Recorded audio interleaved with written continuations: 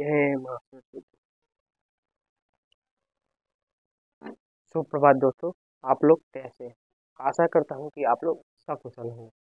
तो हम लोग जो पिछले वीडियो था उसमें हम लोग क्या पढ़े थे? तो हम लोग पिछले वीडियो में पढ़े थे दशमलव प्रसार के बारे में कि दशमलव प्रसार शांत है, अशांत है, इन सभी चीज़ों के बारे में अध्ययन किए थे कि इनके बारे में कैसे जानेंगे। आज से हम एक नए अध्याय की शुरुआत करेंगे जिसके बारे में हम आपके बारे को बताएंगे बाद में। पहले हम कुछ उदाहरण लेंगे, कुछ प्रश्न रखेंगे और उसके माध्यम से हम उस विषय वस्तु के पास पहुंचने का प्रयास करेंगे। तो चलिए हम लोग शुरुआत करेंगे। तो पहले यह बताइए, यह क्या है? तो आप कहेंगे दो। दो दो किस रूप में है? यह है दो। ठीक, यह किस रूप में है? तो संख्या के रूप में। ठीक, यहाँ पर हम लिखते हैं एक चीज। अब इसे आप बताइए कि यह क्या है? आप इसे कहेंगे कि एक्स है। एक्स क्या है? तो अंग्रेजी वर्णमाला का शब्द है, अक्षर है, यानी कि यह क्या है? अक्षर, ब्रैकेट लेटर। ठीक, और इसके बगल में एक और लिखेंगे, एक्स स्क्वायर, और फिर इसी को इसको भी शामिल कर लेते हैं, 2x² लिख लिए। अब यहाँ पर क्या होगा? यहाँ पर एक हो गया तो अक्षर हो गया, यह तो अक्षर हो गया, और यह जो हो गया यह दो हो गया। ठीक, अब आपसे हम एक बात पूछेंगे कि यह बताइए कि इसका जो संख्यात्मक मान क्या होगा, यानी गणितीय रूप में इसका मान कितना है? आप कहेंगे गणितीय रूप में यह दो के बराबर है, यानी कि एक और दो इसके बराबर है। अब यह बताइए कि यह जो एक्स है अंग्रेजी वर्णमाला का, इसका गणितीय मान क्या है? तो आप कहेंगे इसका गणितीय मान कोई भी नहीं है, कुछ भी नहीं। क्यों? क्योंकि यह एक अक्षर है और इसका गणितीय मान नहीं है। तो अगर हम कहें कि आप इसके जगह पर क्या लिखना चाहेंगे, तो आपका मन होगा तो आप कहेंगे 4। किसी और का पसंदीदा जो अंक होगा वह होगा 5, तो वह 5 कहेगा। किसी का भाग्यशाली अंक होगा 7, तो वह 7 बताएगा। इन तीनों अंकों में से कोई भी हो सकता है, इसके अलावा और भी अंक यहाँ पर हो सकते हैं। तो अब अगर बात करें इन चीज़ों को बताने का, मेरे पीछे का मकसद क्या था, मेरी मकसद क्या थी इन चीज़ों को बताने का? तो मेरा मकसद यही था कि अब इनके बारे में बताने के लिए। तो अब हम इसे क्या कहेंगे? अगर गणितीय रूप में कहेंगे, समीकरण की भाषा में, तो यह जो होगा अचर पद होगा, अचर संख्या है। और यह क्या है? यह जो है चर है। क्या है? चर। कैसे? तो चर, अब आप सोचेंगे कि चर, तो चर कैसे? क्योंकि चर का मतलब होता है विचरण करने वाला। अगर आप हिंदी के बारे में जानते होंगे, हिंदी भाषा को जानते होंगे, तो चर का हिंदी होता है विचरण करने वाला, यानी कि इसका मान बदलते रहेगा, तो इसीलिए वह चर। और जिसका मान न बदले, जो घूमे नहीं, जो परिवर्तनशील ना हो, उसे अचर कहते हैं। इतना तो समझ आ गया। अब आगे बढ़ेंगे।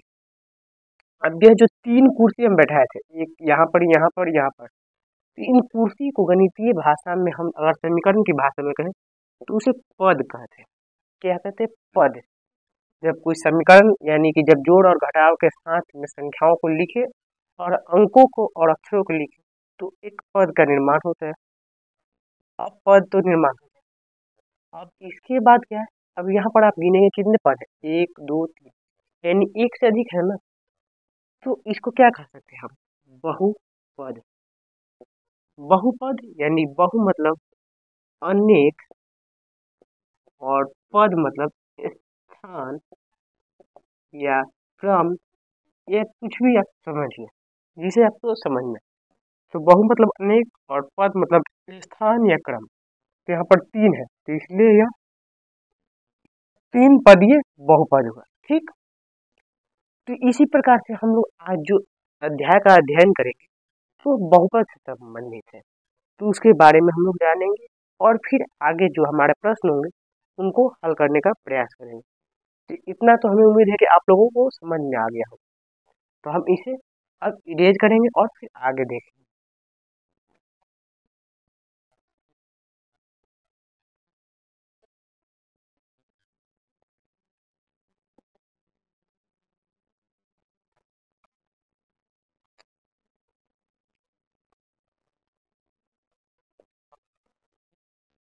अब मैंने आप लोगों को बताया है कि रैखिक बहुपद, द्विघात बहुपद, इन सब के बारे में लेना। अब देखिए, मान लीजिए कि हम एक समीकरण लेते हैं x+5। यह x+5 लिए है, तो यह क्या है? बहुपद है। क्या कहेंगे आप? बहुपद है। बहुपद है, लेकिन बहुपद है लेकिन इस x का घात कितना है? क्यों? x का ही हम घात क्यों पूछ रहे हैं? क्यों? क्योंकि यह एक अचर पद है, तो इसका मान परिवर्तनशील होगा। तो इसका घात कितना है? 1। तो जब किसी बहुपद का घात, बहुपद का अधिक अधिकतम घात 1 हो तो उसे रैखिक बहुपद कहते हैं। उसे रैखिक बहुपद कहते हैं। अब रैखिक का मतलब क्या होता है? एक लाइन लीनियर, यानी एक सीध में हो। तो जब हम इसे देखेंगे तो यह एक सीध में, क्योंकि इसके ऊपर कोई भी नहीं है, तो यह रैखिक बहुपद हो गया। अब इसके बाद अगर हम इसका मान करते हैं 2, इसका मान कितना किए? 2। तो अब इसे क्या कहेंगे? तो जब यहाँ पर अधिकतम घात की जगह पर, इस अधिकतम घात की जगह पर अगर हमारा 2 हो जाए, अधिकतम घात की जगह पर 2 हो जाए, तो हम उसे कहते हैं द्विघात बहुपद। ठीक, द्विघात बहुपद। अब द्विघात हुआ, फिर इसके बाद अगर इसकी जगह पर 3 हो जाए, तो हम उसे कहेंगे त्रिघात बहुपद। त्रिघात बहुपद। तो इसी प्रकार से इसका क्रम चलते रहता है। अब और एक बात आती है कि अगर मान लीजिए हमारे पास x+5 है, तो जब हमें इस x का मान अगर निकालना होगा, तो अगर यहाँ पर इसके बराबर हम 0 रखते हैं, एक समीकरण के रूप में लेते हैं, तो इसका मान कितना होगा? सिर्फ 1 मान आएगा। इसका मान कितना है? 1, जो कि -5 के बराबर है। ठीक इसी प्रकार अगर इसका मान 2 लिखते हैं, यानी द्विघात बहुपद में अगर रखते हैं, तो इसका x का मान कितना हो जाएगा? यहाँ पर 2 हो जाएगा, और डॉट डॉट डॉट अन्य संख्याएं बनेंगी। तो अब इसी से यह समझ में आता है, इन बातों से यह समझ में आता है कि द्विघात बहुपद में जो शून्यक होंगे वह कितने होंगे? 2। द्विघात बहुपद में शून्यक कितने होंगे? हमारे 2 होंगे। तो चलिए हम लोग अब अपने अध्याय की शुरुआत करेंगे।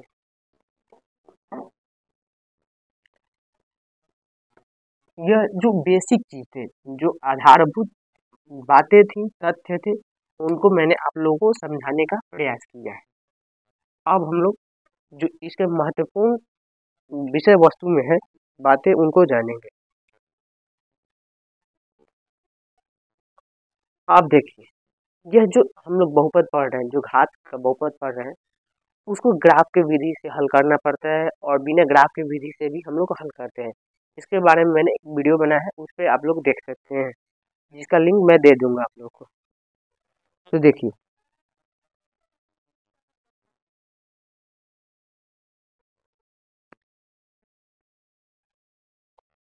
अगर हम बात करें बहुपद के आलेखीय रूपों में, समझिए आलेखीय रूप, आलेखीय रूप समझेंगे उससे पूर्व हम एक चीज देखेंगे। मान लीजिए 3x+5, यह मैंने एक समीकरण लिया, यह किस रूप में? रैखिक बहुपद में। किसमें है? रैखिक। ठीक, यह जो 3x+5 जो है, इसका अगर मान निकालेंगे तो किसके बराबर होगा?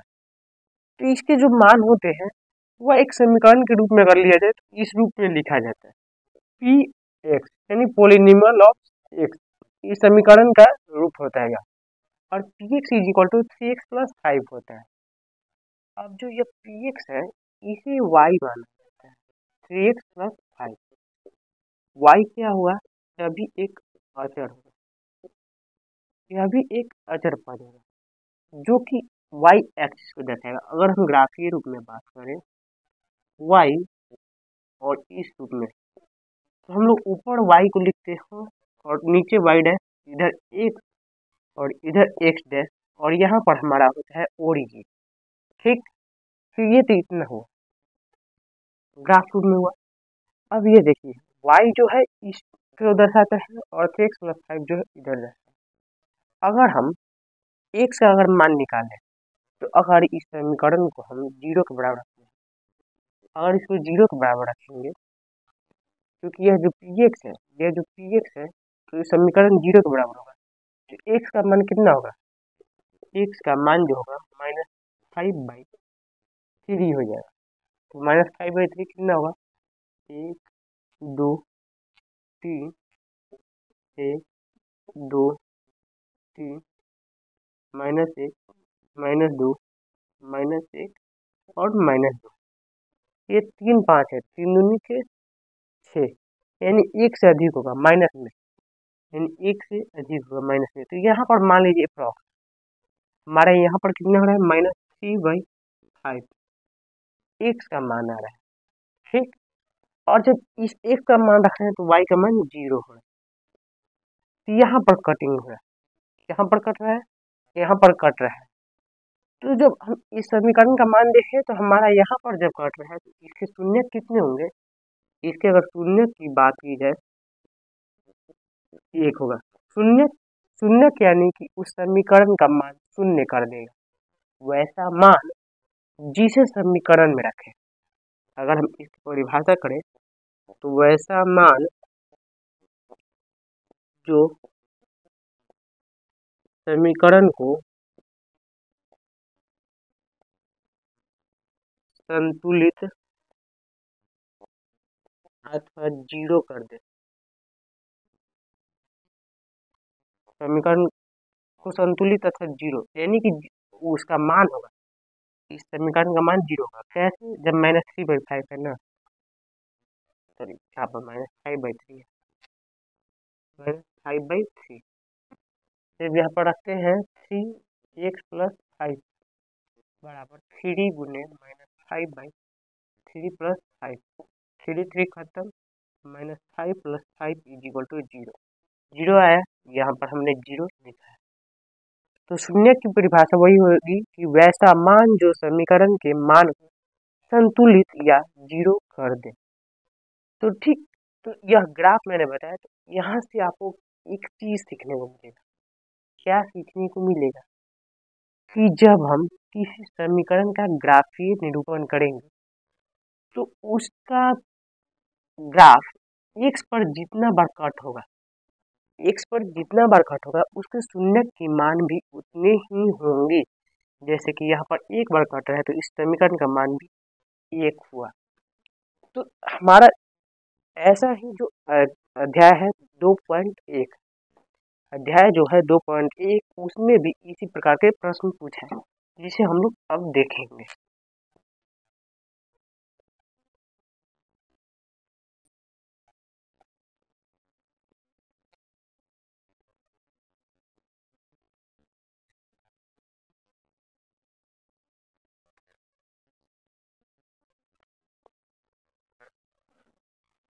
हम लेंगे प्रश्नावली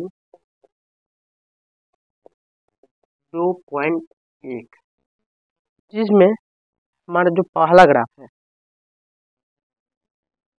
पहला अगर हम इसे इस रूप में ड्रॉ करें और इस रूप में ऊपर y नीचे y डैश x और x डैश, यहाँ पर ओरिजिन हमारा 0। ठीक, और हमारा जो पहला ग्राफ दिया है उसमें जो कटिंग पॉइंट है वो सीधे y एक्सिस को कट कर रहा है। तो लिखा है कि किसी बहुपद px के लिए y is equal to px,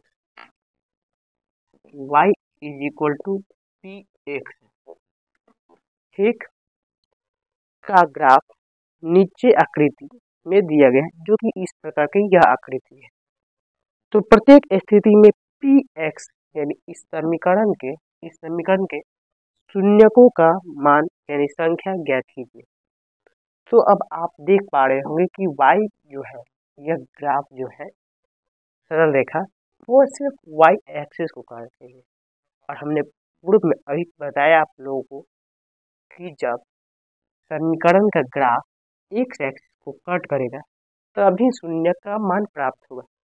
लेकिन यहाँ पर तो x एक्सिस को कटिंग नहीं कर रहा है, तो हमें शून्य की संख्या जो प्राप्त होगी वह क्या होगी, शून्य होगी। शून्य की संख्या इज इक्वल टू शून्य, यह हमारा शून्य का मान होगा, ठीक।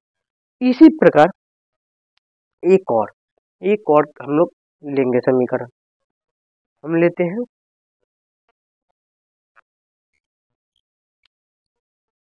5 नंबर क्वेश्चन। हम लेंगे 5 नंबर क्वेश्चन। इसका ग्राफ यहाँ पर बना लेते हैं और मान लीजिए इस प्रकार से दिया है, ठीक। यह 0 ओरिजिन एक्स डैश वाई और ये होगा वाई डैश। इसमें देख रहे हैं कि ग्राफ जो है 4 बार एक्स एक्सिस को काट रहा है। ग्राफ जो है 4 बार काट रहा है। इस प्रकार से कुछ इसी प्रकार के हमारे ग्राफ दिए हुए हैं 5 नंबर क्वेश्चन में। इसे आप लोग अपने बुक में, अपने पाठ्य पुस्तिका में देखिएगा। अब हमें बताना है कि हमारे इस समीकरण का इसका जो शून्यक है y is equal to P X, इसका शून्यक जो है वह कितना है। तो आप देख पा रहे होंगे कि y एक्सिस पर कितनी काट रहा है, एक बार। y एक्सिस पर एक बार काट रहा है और x एक्सिस पर 1 2 3 4 बार काट रहा है। तो जब एक एक्सिस पर 4 बार काट रहा है तो शून्य की संख्या जो होगी, शून्य की संख्या होगी वह कितनी होगी हमारी, 4, जो कि जो y का मान निकलता है वह x के मान से ही निकलता है और शून्यक जो होता है वह x के बराबर ही होता है, ठीक। तो हमें उम्मीद है कि आप लोग को इतना समझ में आ गया होगा। तो आज हम लोगों ने क्या क्या पढ़ा। आज हमने शुरू में आप लोग को क्या बताया, बहुपद के बारे में। हमने शुरू में क्या बताया आप लोगों को कि बहुपद के बारे में, बहुपद क्या होता है और बहुपद किसी समीकरण को कैसे कहते हैं, क्यों कहते हैं, उनके बारे में हम लोगों ने जाना। क्या जाना, पहले बहुपद, ठीक। इसके साथ ही हम लोगों ने जाना चर, अचर और इसके साथ ही जाना हम लोगों ने घात। घात क्या, रैखिक और द्विघात और इसके बाद हम लोगों ने जाना त्रिघात। त्रिघात जो है बहुपद के प्रकार है। इतने बारे में हम लोगों ने जाना। उसके बाद हमने क्या जाना, ग्राफीय रूप देखा। हमने क्या देखा, उसके बाद हम लोगों ने ग्राफीय रूप देखा और ग्राफीय रूप के साथ ही हमने जो बहुपद होते हैं उनके शून्यकों के संख्याओं को ज्ञात करना सीखा। तो आज की इस वीडियो में इतना ही और आप इस वीडियो के माध्यम से जो भी आप लोग सीख पाए उसे अपने मस्तिष्क में, अपने दिलो दिमाग में बसाएं और निरंतर अपने प्रयास को जारी रखें और आपका दिन मंगलमय। इसी बातों के धन्यवाद। जय हिंद। आपका दिन मंगलमय।